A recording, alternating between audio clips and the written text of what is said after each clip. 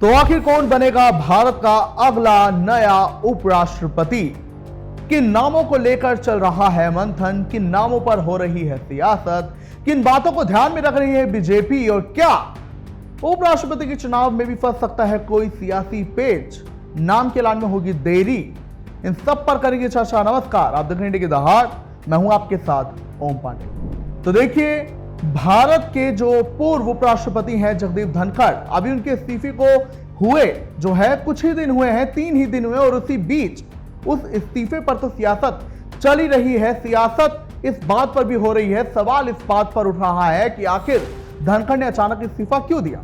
लेकिन अब ये सब जो भी हो रहा हो, इसी बीच आपको बता दें कि भारत के निर्वाचन आयोग ने नए उपराष्ट्रपति के चुनाव के लिए प्रक्रिया शुरू कर दी है। बिल्कुल, आप ये बड़ी जानकारी हम आपको फिलहाल दे रहे हैं। आप एक बड़ी खबर जान रहे हैं, जहां भारत की निर्वाचन आयोग ने भारत के नए उपराष्ट्रपति के चुनाव के लिए तमाम तैयारियां शुरू कर दी हैं। तमाम उन प्रक्रियाओं को अंतिम रूप देना शुरू कर दिया है जो कि नए उपराष्ट्रपति के चुनाव के लिए होंगी। और खबर ये आ रही है सूत्रों के हवाले से कि जल्द ही तारीखों का ऐलान भी हो जाएगा। इसी बीच अब बड़ी जानकारी ये है, या बड़ा सवाल भी ये है कि आखिर कौन होगा नया उपराष्ट्रपति, किसके नाम का ऐलान होगा?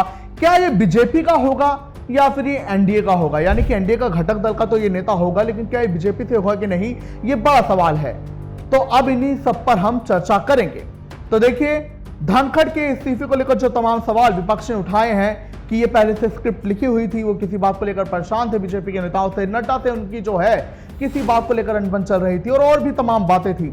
मगर अब हम आपको वो नाम बताते हैं जो उपराष्ट्रपति की दौड़ में जो है आगे चल रहे हैं।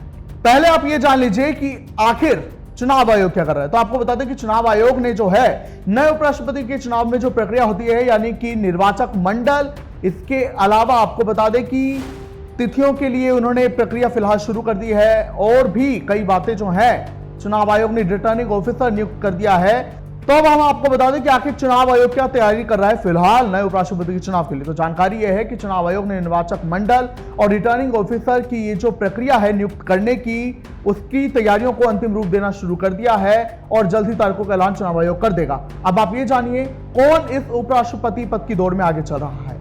तो इसी कड़ी में सबसे पहला नाम है थावरचंद गहलोत का। आपको बता दें कि थावरचंद गहलोत बीजेपी के कद्दावर नेता हैं।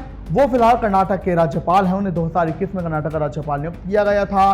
काफी उम्र दराज है, 77 साल उनकी उम्र है, और अब जो है वो काफी ज्यादा एक्सपीरियंस्ड है।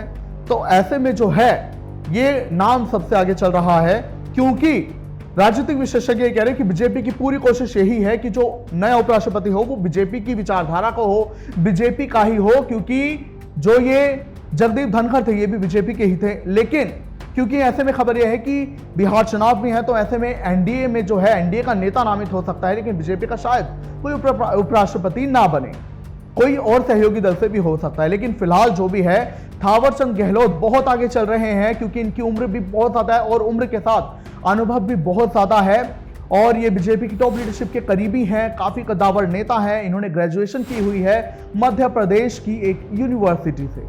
इसके अलावा आपको बता दें कि ओम माथुर जो कि सिक्किम के राज्यपाल है, 2024 में उन्हें सिक्किम का राज्यपाल नियुक्त किया गया था। ये भी बीजेपी के कद्दावर नेता हैं, और ये शाह और मोदी के करीबी माने जाते हैं। इन्होंने जो है राजस्थान से जो है एक यूनिवर्सिटी है उससे अपनी बीए की है, ग्रेजुएशन इन्होंने कंप्लीट की है। इनकी उम्र 73 साल है, इन्हें भी काफी ज्यादा अनुभव है।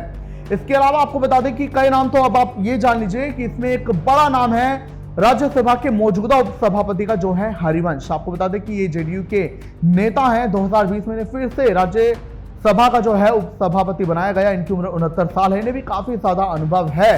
तो ऐसे में खबर ये है कि अगर बीजेपी में जो है किसी सियासत या राजनीति के चलते उपराष्ट्रपति के चुनाव में या नाम में देरी हो सकती है, तो शायद राज्यसभा के मौजूदा उपसभापति हरिवंश को ही उपराष्ट्रपति पद के लिए नामित किया जा सकता है। इसके अलावा और भी नाम तो कई चौंकाने वाले, जिनमें कि खुद वाला नाम तो बिहार के मौजूदा मुख्यमंत्री नीतीश कुमार का है। इसके अलावा आपको बता दें कि राजनाथ सिंह तक का नाम चल रहा है कि शायद कई राजनीतिक समीकरणों के चलते राजनाथ सिंह को भी उपराष्ट्रपति बनाया जा सकता है। लेकिन फिलहाल अब जो है यही माना जा रहा है कि जो मौजूदा राज्यपाल है भारत के किसी भी राज्य में, उनमें से शायद बीजेपी अपने किसी राज्यपाल को उपराष्ट्रपति पद के लिए जो है नामित कर सकती है। क्योंकि देखिए अब यही बैकग्राउंड रहता है कि जिस किसी को भी उपराष्ट्रपति या फिर राष्ट्रपति के लिए नामित किया जाता है वो राज्यपाल रह चुका होता है, जिनमें कि आपको पता है कि द्रौपदी मुर्मू भी राज्यपाल थी, इसके पहले जगदीप धनखड़ भी राज्यपाल थे, और भी कई जो राष्ट्रपति रहे हैं वो भी पहले राज्यपाल की भूमिका निभा चुके हैं। तो बीजेपी की फिलहाल पूरी कोशिश यही है कि जो भी